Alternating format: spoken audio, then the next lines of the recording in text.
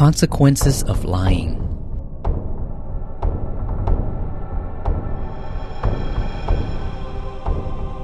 A transgression of the fourth precept.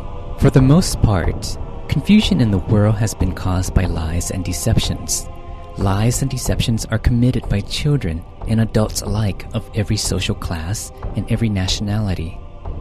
The term, "the boy who cried wolf," refers to a person who lies and deceives others. Such practice is called Musa Wata, and it transgresses the fourth precept. Musa means false or untrue, and Wata means words. Therefore, Musa Wata means words which are untrue. Lying is committed through speech, and lies can be expressed in two ways: verbally through words, and physically by the body. One tells lies by using false words. Physically, we can lie by writing a letter or a false report that contains misleading information. It can also be done by producing false evidence, printing false information, spreading falsehood through signs, or even making a gesture such as shaking one's head when one should be nodding, etc. Lies can be told in 7 ways. 1. To tell outright lies by saying that one knows something when one actually doesn't, or seeing something when one didn't. 2. To swear that one speaks the truth when one's actually lying, as in swearing to tell the truth on a witness stand, but not following through with what one has sworn to do. 3. To make false claims by saying that one has supernatural powers or knows the winning lottery numbers. 4. To put on an act pretending to be sick or in great pain to deceive others. 5. To play on words to avoid the truth and for the people listening to conclude erroneously, such as switching location then denying seeing a thief run past because one has no desire to be a witness of the crime. 6. To exaggerate the truth by adding false information, or to overclaim something, as in product advertisements. 7. To reduce the seriousness of a situation by hiding facts or omitting vital information in a report in order to deliberately mislead others. In addition, there are other ways of generating lies indirectly, such as repeating something untrue but without the intention to lie. This is called Anurom Musa. There are consequences to these actions, but they do not violate the fourth precept, and they include: 1. Using harsh words aimed to hurt others or to insinuate. 2. Using sarcasm. 3. Using words which belittle or depreciate. 4. Being fickle and unpredictable in one's speech, but without the intention to deceive. 5. Using offensive words. 6. Speaking impulsively and impetuously. Another manner of indirect lying involves giving one's word earnestly and sincerely, but going back on it later. This is called Patisawa, which means not keeping one's word. Such practices tarnish one's reputation and include: 1. Not fulfilling one's promise and complying with what one had agreed upon previously. 2. Saying that one will or will not do something, but later doing exactly the opposite. 3. Going back on one's promise that had been given verbally and with a written contract. There is another type of speech that may be spoken or written which is untrue or inaccurate, but once spoken, it is not considered to be a lie.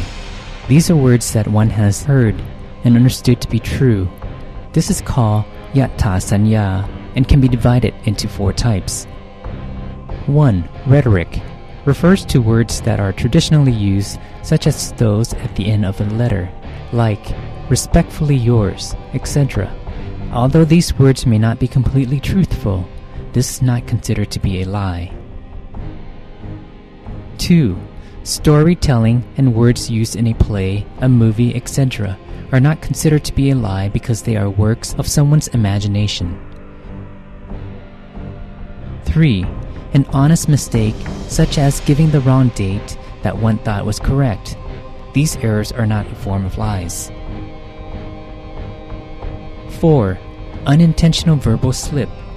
This is not considered as a lie. To determine whether we have transgressed the fourth precept, the following guidelines can be used. 1. Is the story one is about to tell untrue? 2. Does one have the intention to lie? 3. Did one lie using one's words and/or gestures? 4. Did the recipient of the false information believe the story to be true? When these 4 components are met, the fourth precept has been broken. The severity of the consequence is dependent on 1. The level of the damage wrought. 2. The intention to cause damage to others. 3. The virtues of the recipient. If one lies to a Buddhist monk who practices righteousness, the consequence will be great. Individuals who habitually lie will see persistent images of their misdeeds just before they depart this world. Their minds will be pitch black and they will be reborn in one of the states of loss and woe, starting with the fourth sight of the great hell, to receive gruesome punishments. There will be a hell denizen with a long, sharp blade-like tongue, holding a club with sharp spikes in one hand and an iron ball in the other. He will approach the hell being and use its razor-sharp tongue to flay the outer layer of skin and flesh of the hell being and crush it with the ball and club. The hell denizen then fills a pail with fecal acid and douses it on the hell being until it dies from the agonizing pain.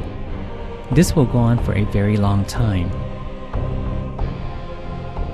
After the sentence in the great hell is served, the hell being will end up in Uttatat hell, swimming in a sea of fecal acid. The pain is horrendous. The hell being will undergo countless deaths and rebirths here.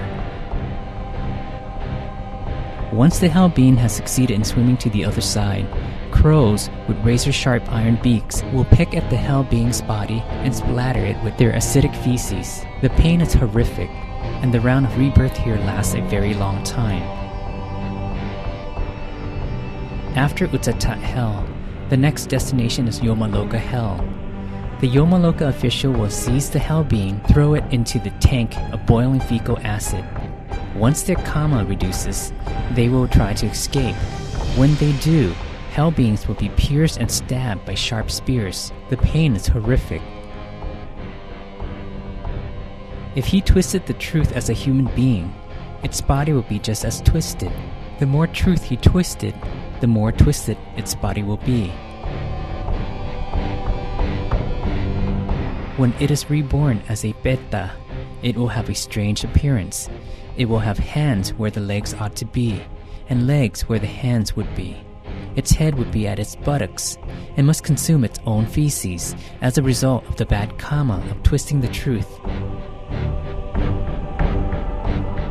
After Yomaloka hell, rebirth will take place in the animal realm, beginning with the lower life forms, such as worms that live in fecal matter, or cockroaches that feed on feces. When the karma reduces further, it will be reborn as a dog, or other higher animal forms, but will suffer skin diseases as a consequence of lying and causing distress to others through his words. When reborn as a human being, he will have awful and crooked teeth. He will be slandered and everything he says will be contorted. His life will be complicated and miserable from all the misunderstanding and misconceptions. Therefore, we should abstain from all forms of dishonest speech or verbal attacks of others, especially virtuous individuals. It is not worth the punishments in the states of loss and woe. We should practice endearing speech by using words that are kind and encouraging, easy on the ear, honest and beneficial in order to help make our world a better and harmonious place.